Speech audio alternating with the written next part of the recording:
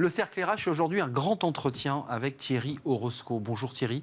Bonjour. On est ravi de vous accueillir. Ancien cadre, ancien patron du GIGN, je peux dire patron du GIGN, de 2011 à août 2014. Vous avez fait 15 ans de votre carrière, une grande partie de votre carrière en tout cas au GIGN. Vous avez démarré lieutenant, c'est ça, au GIGN? Tout à fait. J'ai commencé à apprendre le métier du GIGN en tant que jeune lieutenant. Puis après, je suis parti en gendarmerie classique. Puis je suis revenu. Puis je suis reparti. Puis je suis revenu.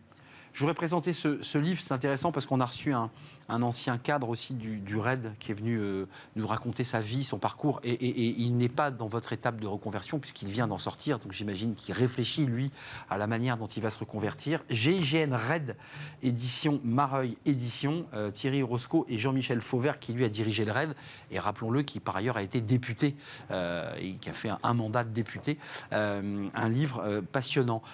Concrètement, commençons par le GIGN, sur les valeurs, parce que vous avez dirigé cette belle institution. C'est quoi les valeurs du GIGN? Qu'est-ce qu'elles portent? Alors, je pense qu'il y a deux valeurs fondamentales. La première, dans sa devise, c'est s'engager pour la vie. C'est-à-dire que les gens du GIGN interviennent quand les autres sont en difficulté ou dans l'impossibilité de résoudre une crise. Et là, généralement, ce sont des vies qui sont en danger. Donc ça, c'est le sens de la mission, et ce sens de la mission va transcender les gens et les rendre encore plus forts.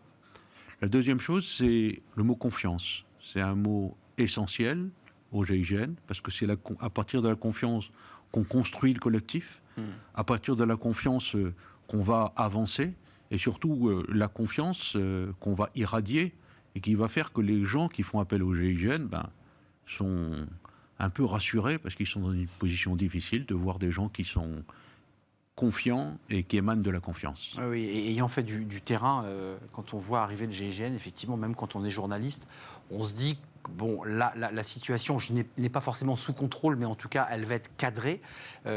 Quels sont vos souvenirs? Qu'est-ce que vous gardez de tout cela? Parce qu'on va parler de votre reconversion, d'Obvious Technologies, du fait que vous dirigez aujourd'hui une entreprise qui marche très bien, et que ce n'est pas toujours d'ailleurs facile de se reconvertir, malgré tout. Qu'est-ce que vous gardez, vous, en souvenir, dans votre boîte à secrets, dans votre boîte à souvenirs du GIGN? Alors d'abord, c'est une aventure humaine exceptionnelle. Dans les liens avec les hommes? Les liens avec les hommes, je crois qu'on ne les retrouve que dans des situations, on le crée parce qu'on rencontre des situations de crise, on a une formation qui est très dure, et c'est dans l'effort qu'on va souder les gens, et puis dans l'idée qu'on vit un peu dans un monde mythique, les trois lettres GIGN. Une bulle un peu, hein? Fait que, oui, un peu une bulle, mais une bulle qui est quand même en relation avec les événements les plus tragiques de la vie. Donc ça donne une dimension, et on a vraiment la sensation de faire le bien. Je crois que ça, c'est un des moteurs principaux du GIGN. Un mot, et on va parler de votre conversion, du moment où on bascule, du moment où on y réfléchit, parce que vous y avez forcément pensé pendant que vous étiez en active, et puis après, il faut franchir le pas. Mais concrètement, on découvre aujourd'hui que des entreprises cherchent à recruter des militaires, des gradés ou pas. Elles cherchent à recruter des gendarmes.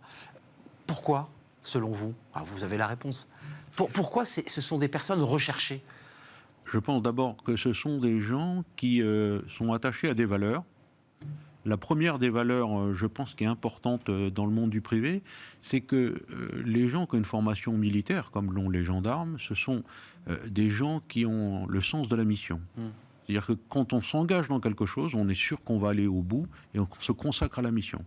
Et en respectant certaines valeurs, des valeurs essentielles que sont la loyauté, le travail en équipe. Et c'est vrai que ce sont des valeurs qui sont recherchées dans le monde civil. Et on imagine que les gens qui sortent du monde militaire ont ces valeurs pour acquises. Et elles sont recherchées, vous confirmez, ce sont des Tout à personnes fait, qui elles sont recherchées. Et en général, notamment quand on sort du GIGN, on trouve assez facilement un emploi dans des structures privées. Pas forcément d'ailleurs uniquement pour faire de la sécurité, il faut le préciser, ce qui est votre cas. Comment vous basculez, vous? Parce que Obvious Technologies, c'est un concept assez innovant, on va en parler. À quel moment vous êtes, c'est le cas de le dire, connecté à cette question? Et à quel moment vous dites, la technologie, ça va devenir, c'est une arme incontournable pour lutter contre le crime, et on le voit aujourd'hui avec les drones en Ukraine, c'est une arme essentielle. À quel moment vous y pensez? Alors, la première chose, c'est pendant que j'étais au GIGN, on avait déjà de nombreux capteurs qui nous donnaient de la donnée. Moi, je ne suis pas du tout scientifique de formation, je suis littéraire de formation. Vous avez fait Saint-Cyr, hein? Tout à fait. C'est ça. Tout à fait. Et donc, étant plutôt littéraire de formation, je ne voulais pas avoir à apprendre une technologie qui soit compliquée au moment où la situation que je gère est déjà compliquée. Donc, j'avais un besoin, et à l'époque, la technologie n'était pas prête pour résoudre cette équation. Donc, vous sentez qu'il va se passer quelque chose, que la technologie va évoluer, et à ce moment-là, vous dites, vous avez un doc de lettres, vous êtes si rare, donc assez éloigné finalement, hein, vous n'êtes pas ingénieur tech. À quel moment vous dites, je pense que c'est la bonne piste, je vais créer une entreprise? Il y a un moment donné où vous en parlez, vous échangez, vous en parlez à vos proches, peut-être votre femme, vos amis. Comment ça se passe? Parce que c'est pas si simple finalement de basculer. Alors, la première chose déjà, c'est sortir du GIGN. Alors, quand je suis au GIGN, je me dis, je vis une vie exaltante et passionnante. Bah oui. Est-ce que quand je quitterai le GIGN pour continuer en gendarmerie, puisqu'on m'a proposé d'autres postes en gendarmerie, j'y trouverai le même plaisir et j'aurai les mêmes sensations et l'envie. Ça, c'est angoissant. C'est pas angoissant. On se pose la question. Certains trouvent qu'ils vont continuer dans des fonctions qui les satisfont. Moi, je me suis dit, je voudrais continuer à apporter quelque chose, à créer, à rester dans le cœur de l'opérationnel. J'aime bien être l'acteur de mon destin, et donc je me suis dit, pourquoi pas aller voir dans le monde privé? Je ne connais pas le monde privé, il y a certainement des choses à faire. Eh ben, je mis un pied dedans, et puis je suis parti à la découverte. Passage donc chez Ineo, filiale d'Engie. Et c'est à ce moment-là, entre guillemets, que celui qui a fait des lettres et qui a fait Saint-Cyr commence à se connecter réellement à cet univers de la tech. Parce qu'il y a bien un moment donné, même si vous avez travaillé, et vous travaillez avec des spécialistes et des ingénieurs, il n'y a pas de doute là-dessus, il y a quand même un moment donné, il faut s'aguerrir. Il faut quand même partir à la conquête de cette technologie quand même. Alors, il y a deux choses. Il y a la conquête de la technologie, ça c'est une chose. Et puis il y a la deuxième chose, c'est la conquête du monde de l'entreprise et des ressorts du monde de l'entreprise. C'est vrai.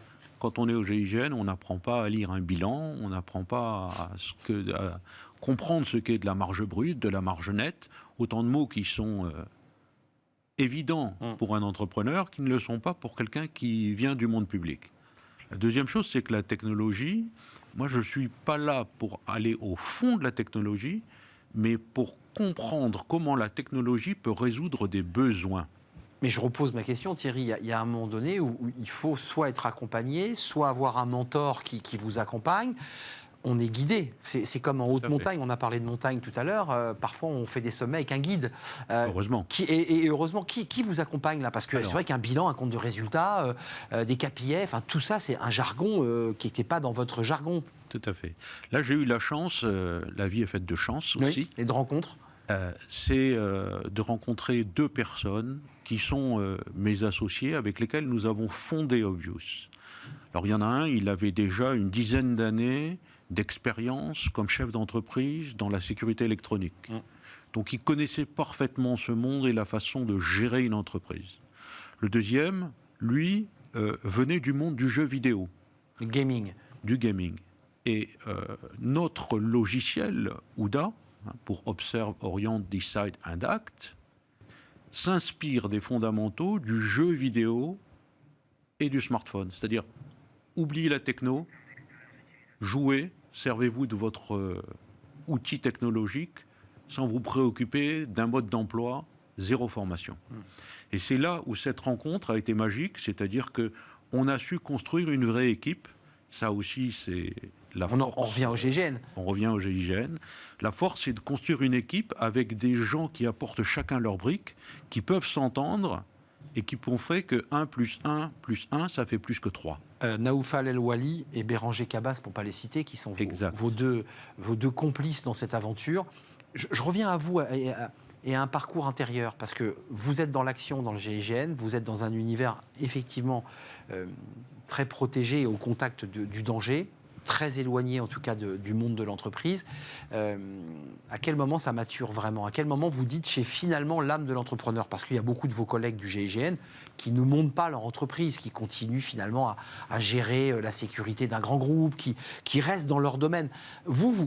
Il y a une part de risque dans ce que vous faites quand même si on va revenir sur le logiciel, ça permet aussi de gérer des questions de sécurité. Mais quand même, il y a une part de risque. Et je pense que dès qu'on s'engage, il y a une part de risque.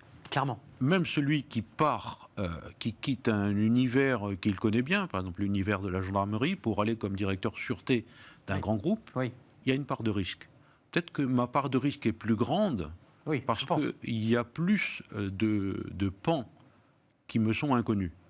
Mais quand on est bien entouré et qu'on a confiance dans ses associés, c'est beaucoup plus facile. C'est vrai. On se sent rassuré en tout cas. On se sent rassuré. Et d'ailleurs, ça fait écho au GIGN parce que vous travaillez beaucoup en équipe. On n'est pas seul à agir, mais vous travaillez évidemment par petits groupes et avec des gens en qui on a confiance parce que ça joue aussi beaucoup sur la confiance. Et on cumule les expertises. Observer, orienter, décider, agir, ODA.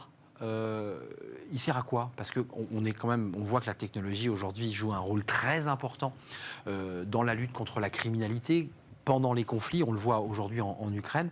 Concrètement, c'était quoi votre idée? La philosophie de ce logiciel, on l'a compris dans son utilisation, utilisation très, très facile d'accès. Mais l'esprit de ce logiciel, c'est quoi? Il sert à quoi? La philosophie, c'est quelque chose qui m'est très cher au cœur, même quand j'étais au GIGN, c'est la guerre du temps. C'est-à-dire lutter contre le temps qui s'écoule et éviter d'en perdre encore plus. Oui. Aujourd'hui, on a une chance, on a de plus en plus de capteurs qui vont vous donner de plus en plus de données d'information. Ouvertes. De tout type, que ce soit ouverte comme, si vous regardez la donnée ouverte de la RATP, Clairement. Météo France, ou bien des données qui sont propriétaires, des caméras de vidéosurveillance, de la géolocalisation, tout ça, ça vous donne des éléments. Plus vous aurez d'informations, plus vous risquez de prendre de temps pour réfléchir, comprendre. Parce que trop d'informations. Parce que trop d'informations. Ce qui est le danger actuel d'ailleurs. Voilà. Nous, notre équation, c'est de dire, on vous met tout ça en une seule interface qui est ludique, comme un jeu vidéo. Vous avez simplement une machine qui va vous aider à agréger et à fusionner plus rapidement des milliers, des centaines de milliers d'informations. Donc l'algorithme, si je parle à votre place, mais va aller chercher tout ce qui peut être attrapé. Tout à fait. Et centraliser sur une appli. Déjà, on va remonter toutes les familles de capteurs, par exemple la géolocalisation, les caméras. On va remonter tout ça dans une plateforme et on va faire qu'on ait une seule interface. Vous avez un seul écran sur lequel, comme sur un jeu vidéo, vous voyez en quasi-réalité votre espace. Et ce que vous voulez faire, vous le faites. Par exemple, de dire, tiens, je veux que cette personne, il aille là. Ce que je viens de faire, c'est ce qui se réalise. On veut simplement que la personne aille vers son intuition. C'est pour ça que ça s'appelle obvious, c'est évident. Faites ce qui vous semble évident. La technologie, vous l'oubliez. Concentrez-vous sur votre métier. Thierry, alors j'ai vu vos clients, parce que vous parliez de la RATP, mais parmi vos clients, il y a la RATP. Dans son utilisation pratique, parce qu'on a vu la philosophie, mais concrètement, il sert à quoi dans son utilisation pratique? Vos clients, quand vous les rencontrez, ils vous disent, mais moi, j'en fais quoi de cet outil? Alors la première chose, c'est l'outil, la première fonction, c'est d'armer une salle de commandement et de contrôle. On est d'accord, donc on tourne pas loin du GIGN, là, quand même. Voilà, un peu, c'est la tour de contrôle. C'est la tour de contrôle, d'où on a une vision très globale de la situation, avec tous ces pions qu'on peut bouger, un peu, si vous vous rappelez... ces fameux films où vous voyez la bataille d'Angleterre, les gens avec un râteau qui bouge des avions. Exact. Voilà. Sur une grande table. Nous, c'est cette version-là en 3.0. Et la deuxième chose, c'est que ce logiciel qui est dans la tour de contrôle, il faut que sur le terrain, les gens qui sont les acteurs, ceux qui vont vraiment agir sur le terrain, comprennent ce qu'on attend d'eux, comme dans un film. Ils comprennent vraiment le scénario, le rôle qu'ils jouent et le rôle des autres. Ça veut dire qu'ils sont connectés? Comment ça marche? Ils sont connectés sur leur smartphone, sur leur tablette.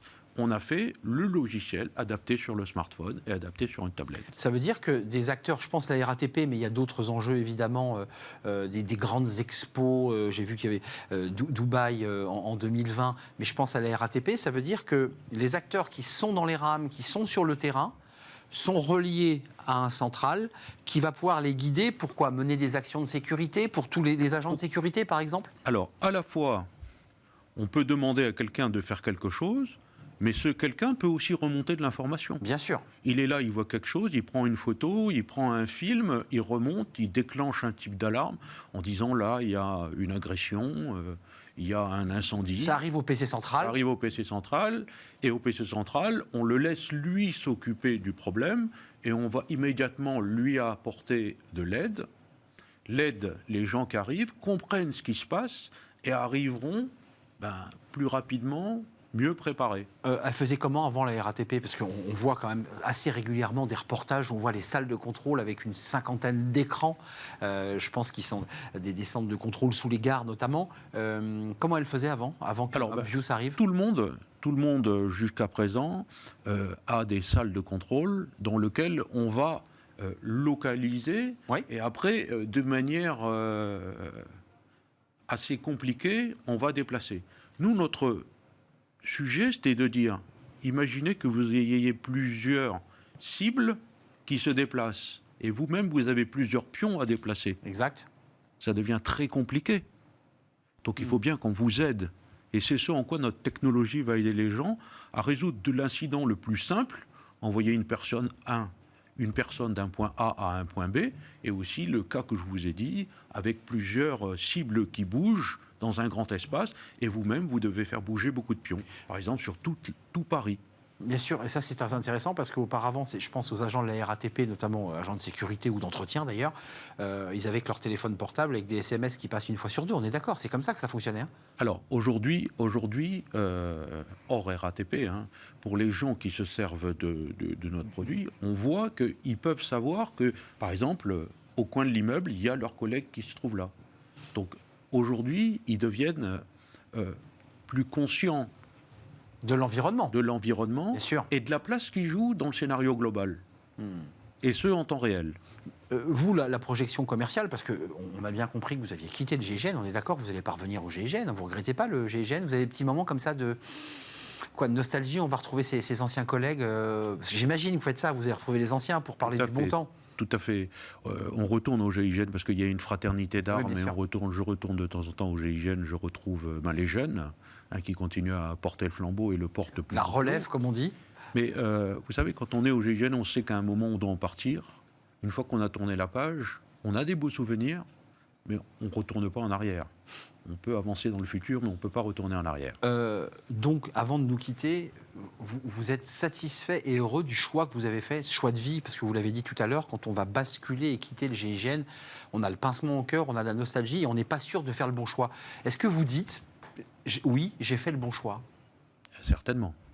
Certainement. Je pense que j'ai fait le bon choix, parce que ce que je fais est passionnant, ce que je fais est créatif, et puis on le voit aussi dans le regard de l'utilisateur. Quand quelqu'un dit « votre projet, vraiment, c'est formidable, on adore », là, on sent qu'on a construit quelque chose et qu'on avance et qu'on prend une dimension qu'on n'imaginait pas au départ. Merci Thierry Roscoe d'être venu nous parler de votre parcours, qui est un parcours assez exemplaire, faut-il le rappeler. Ancien patron du GIGN de 2011 à 2014, 15 ans de votre vie consacrée au GIGN et la moitié de votre vie d'ailleurs consacrée à la gendarmerie et donc à l'armée, puisque les gendarmes sont des militaires. Ce livre, GIGN Red, et puis Obvious Technology, qui est un projet global, une logistique et une invention incroyable à gérer très simplement, qui se gère avec la plus grande simplicité, parce que vous y tenez beaucoup, parce qu'il y a l'esprit gaming aussi dans l'un de vos associés. Merci d'être venu nous rendre visite, Thierry Roscoe. Et on tourne une page, on va s'intéresser maintenant à Fenêtre sur l'emploi, avec une entreprise qui aide les petites et moyennes entreprises. On en parle.